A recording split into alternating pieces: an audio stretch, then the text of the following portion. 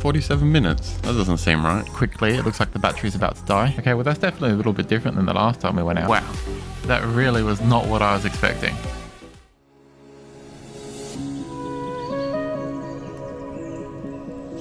For the last 4 years now, I've found myself frustratingly cornered. The extended life batteries for the Mini 2, 3 and 4 have all been sitting at around the same $149. No one but DJI seems to be allowed to make these batteries. I even heard people posting their YouTube videos in the past claiming things like, I bought a cheap aftermarket battery but it won't even let me turn my drone on, or another person saying my drone's turned on but it's giving me an error message saying I'm not even allowed to take off. Just recently I've finally seen the market flooding with cheaper aftermarket batteries for the mini series for the first time. They're claiming to have the same flight time as DJI but at 2/3 the price. So let's do the test and find out. I've purchased both online, one directly from DJI for $149 and the other one, the cheapest one I could find on Amazon, that was selling for only $110 extended battery life. Are the cheaper aftermarket batteries really as good as DJI? Will they really last the same amount of time? Do they weigh the same amount? Or are they just cheaper because they're simply not as good? Let's find out.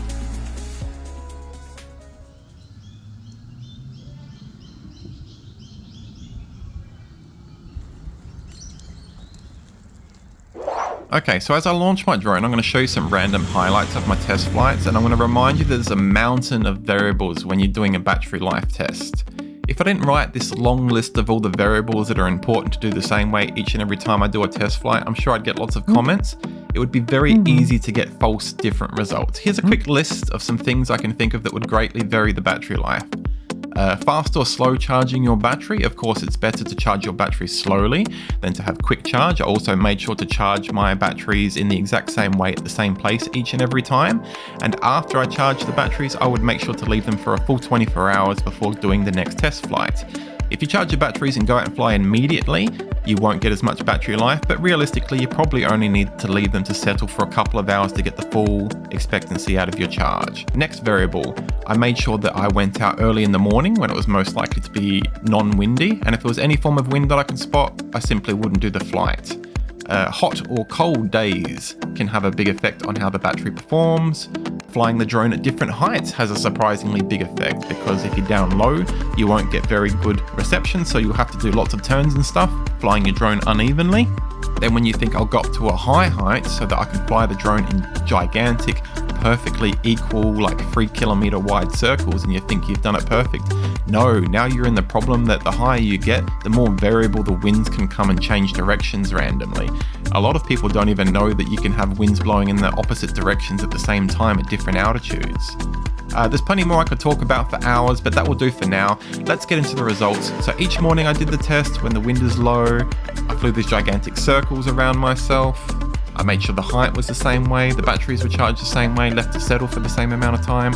Anyways, there's lots more I could talk about for all the know-it-alls out there. I could give you lots of information. I did write down a long list before I took my drone out on the first flight, and I made sure to fly the drones in exactly the same way as much as possible.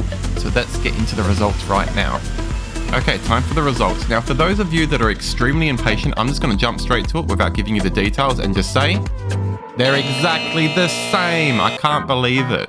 What makes sense is that DJI make the drone, of course, but for things like a car manufacturer, they don't necessarily make the windscreen wipers and they don't necessarily make the steering wheel. They just get another manufacturer to make the steering wheels all the time. In this case, DJI most likely just gets a person that makes batteries at their factory to make the batteries all the time to give the battery to DJI. And the people that are selling the aftermarket battery are getting the battery identically from the same people. So the aftermarket battery, in all my tests, I'll say in short now, performs exactly the same way on average as the DJI battery. So if you want the quick short answer, save your time, save your money, just buy the aftermarket battery. Forget about DJI batteries, there's no difference. I'm 100% sure of that. If anyone has a different opinion and you did your own test, post a comment down below, but that's the short answer. Now, if you want some detail into the test and the results, let's go into it. So for starters, I'll start with the DJI battery. I took the drone out in sports mode, and these are the flight times. The first flight, 20 minutes and 8 seconds. Second flight, 20 minutes 24, 21 minutes 12. Now we'll go to the aftermarket battery flying in sports mode, and I get 22 minutes 44, a little extra, 21:48, 20:39. So with the first DJI battery in sports mode, if I divide all those free flights, the average was 20 minutes 35. What was the average of the aftermarket battery free flights in sports mode? 21 minutes 43. So what's that? That's like an extra, 1 minute and 12 seconds, is it? So the aftermarket battery got minutely better performance. What is that? That's like 6% or something. So that could be anything. That's not necessarily the battery. That could just be one of the flights that had a little bit of wind. Let's continue on. After I did the free flights with each of the 2 different batteries, I thought, hey, what the hell? This video is taking a while. Let's do the whole thing again in normal mode. Because if you fly in normal, of course you don't go as fast, maybe like 33 kilometers an hour. If you fly in sports mode, I think it's around an average of 56 kilometers an hour. So you think, oh yeah, I'm going to go further and I'm going to get more distance, of course, but it's going to use up the battery quicker and get less time.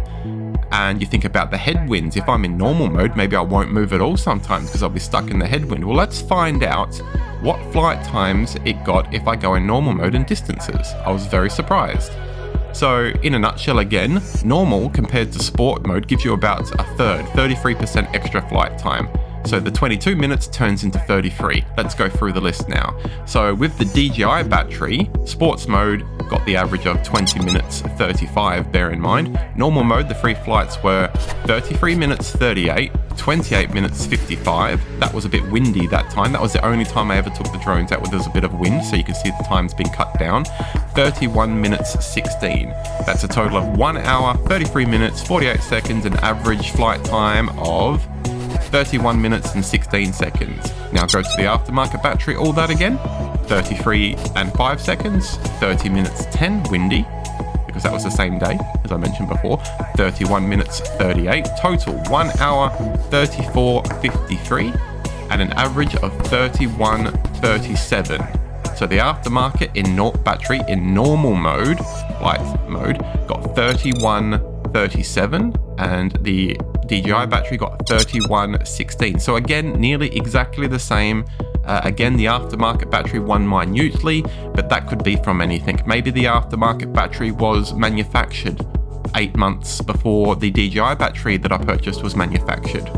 Maybe the battery had already begun to lose some of its life, who knows? Or maybe it was just the wind. And if I did the whole test again, maybe the results would be the opposite. So that's it, I'll end the video there. I'm very happy with the results. I think they turned out much more accurate than I thought I would be able to do. I did allow for a lot of things, so I'm proud of myself with that. If this video has been helpful to you, could you please reward me with clicking on that like button and maybe even subscribing to my YouTube channel? And if you think that you've got different results and you did a test like this and you think you had better methods or you got better results, feel free to post a link to your own video below with a comment. And a last very interesting fact I'll give you before I go. I also was curious, like, what is the total distance that the drones covered? Did the distance vary even though they stayed in air for a different amount of time? And no, again, pretty much exactly the same results. I think my record was 17.8 kilometers with an average of about 16.5 kilometers in each flight. And the flight that got the most by a minute margin was done in normal mode with the aftermarket battery. So if my video helped you, please do me a big favor, click on that like button and maybe even subscribe to my hobby channel. Hope to see you guys next time. Bye.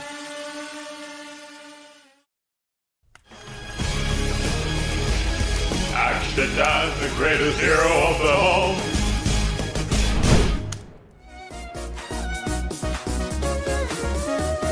Hope you enjoyed. If you want to see another one of my drone videos, click on the link on the left.